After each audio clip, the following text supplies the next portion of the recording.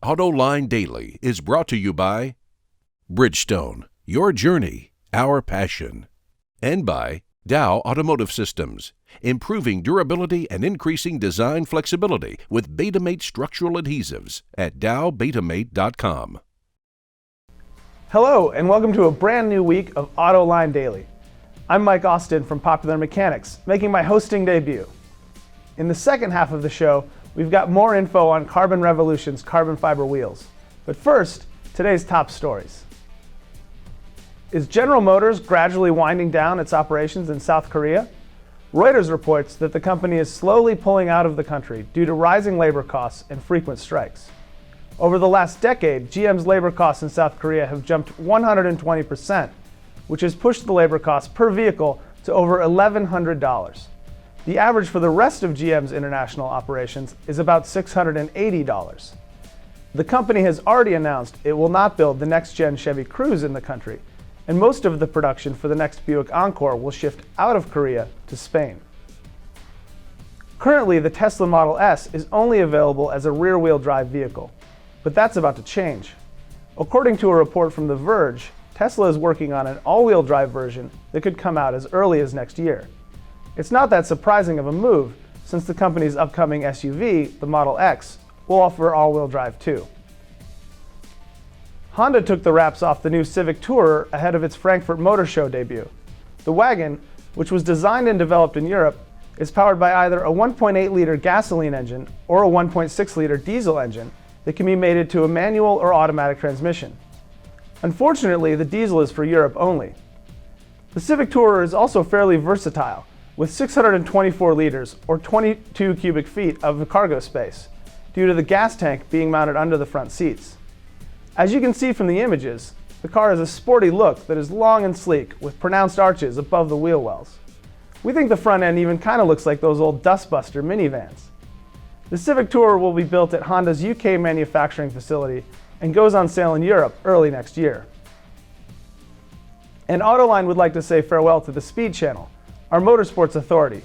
It's going off the air this Saturday, the 17th at 6 a.m. and will be replaced by Fox Sports 1, a new multi-sport network. On Friday, Autoline told you about and polled you about the great debate going on inside Subaru. The company's amazing success has management wondering if they should greatly expand the company and move into emerging markets, or if they should simply remain a niche player. Well, you voted on what they should do, and you overwhelmingly believe that Subaru should remain a small, niche player. 75% of you want them to stay as they are. Only 25% of you believe the company should greatly expand. It's an interesting debate, and we thank you for participating. Coming up next, John shares what it's like to drive a Porsche 911 GT3 with a set of carbon fiber wheels from Australia's Carbon Revolution. Dow Automotive Systems, driving solutions in automotive, commercial transportation, and aftermarket with innovative products like Betamate structural adhesives. Lighter, stronger, safer. dowbetamate.com. Brett, I really got to thank you for bringing your carbon wheels, but more importantly, you brought a 911 GT3 with your carbon wheels on that you let me drive. We'll get into some of the performance aspects in just a moment, but one of the things that really struck me as we drove down the highway, when we hit any kind of impact strips, this thing just seemed to roll right over it. I've been in other performance cars where you hear ka-thump, ka-thump, ka-thump, ka-thump, ka-thump. What's going on? Why would a wheel make that kind of difference? Yeah, that's right. It's a great place to test something like that. The roads in Detroit are perfect for evaluating impact. Only for evaluating. That's right. No, but that's one of the things we've done. The weight of the wheel and the reduction of the weight is so important to suspension performance. So that fundamental reduction of up to 10 pounds on each wheel end is really reducing that force when you're hitting those sharp obstacles. The material itself is also slightly higher damping than metals, so you get some absorption of that impact harshness. And the result is a quieter, plusher ride in something that's as harsh as a GT3. I didn't have the opportunity to do an A to B test, a steel wheel to carbon wheel. But one of the things I notice is the steering feels very light. Now, admittedly, it is a GT3 and they're all pretty light. But there was, more of a feeling of precision. Is that something that you're picking up on and just going from a steel to a carbon wheel? Yeah, absolutely. The transition from the heavy metal wheels, the alloys and the steel wheels, It's really the inertia reduction. So what we've got is those big gyroscopes out on the steering axis, right? So at speed, those are generating a lot of torque. When you want to turn the wheel in, that's generating a torque that shows up at the steering wheel. We've really reduced the inertia significantly. That allows you to feel the tire and actually feel what's going on with the contact patch. So it's very consistent. All of the drivers feel the reduction in effort and increase in precision.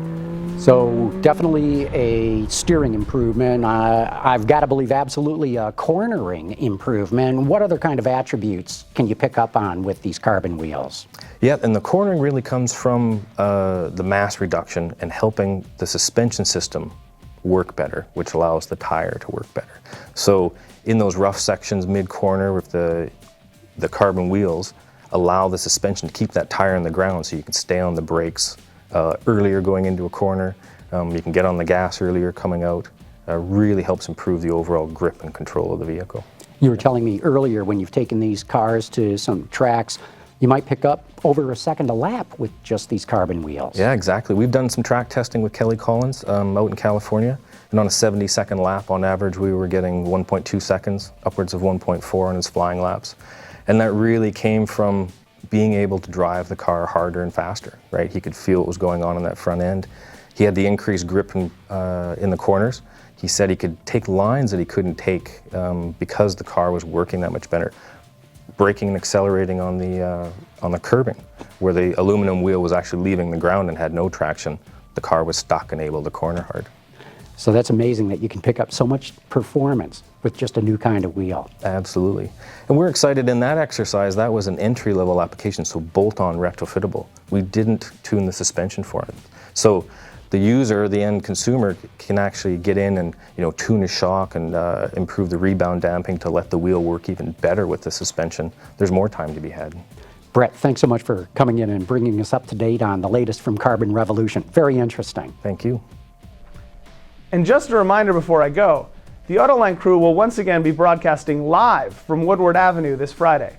In addition to checking out the classic cars making their way up and down Woodward, John will interview guests including Saad Shabad, the head of the Chrysler brand, Ian Callum, the director of design at Jaguar, and Ralph Gilles, the head of the SRT brand. Click the link in today's show notes to see the full guest list and to send in questions.